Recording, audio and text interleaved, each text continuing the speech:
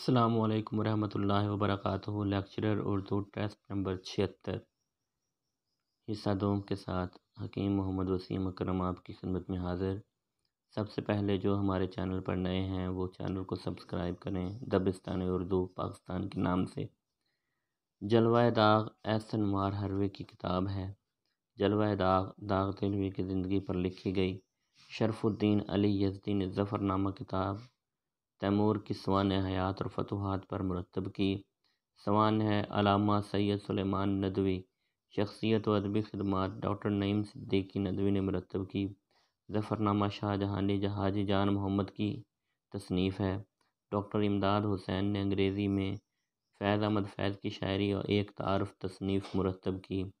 سوانح عمری ایک انسان کی حیات ہے، یہ کارلائل کا نظریہ ہے۔ سیاستدانوں کے حالات و واقعات پر سیاستدان تصنیف محمد آصف بھلی نے لکھی۔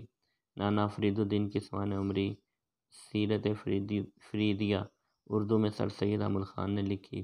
جنرل ضیاء الحق کے 11 سال اظہر سہیل کی تصنیف ہے۔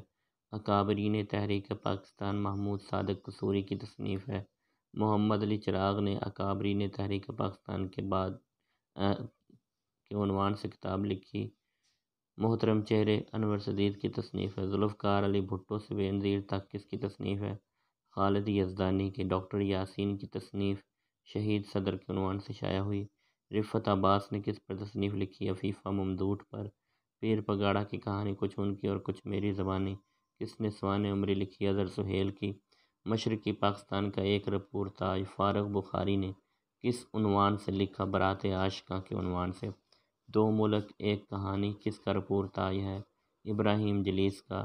رپورتاج کشمیر اداس ہے کتنے ابواب پر مشتمل ہے؟ 4۔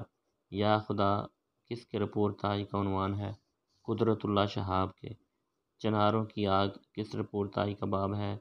کشمیر اداس ہے کا۔ پیر پنجال کے قیدی نفرت کے درمیان اور عالم میں انتخاب کشمیر اداس ہے کے ابواب ہیں۔ لیکچر نمبر 76 حصہ دوم کے سوالات مکمل ہوئے۔ چینل کو زیادہ سے زیادہ سبسکرائب کریں، لائک کریں، شیئر کریں اور اپنا خیال رکھیں۔ اللہ حافظ۔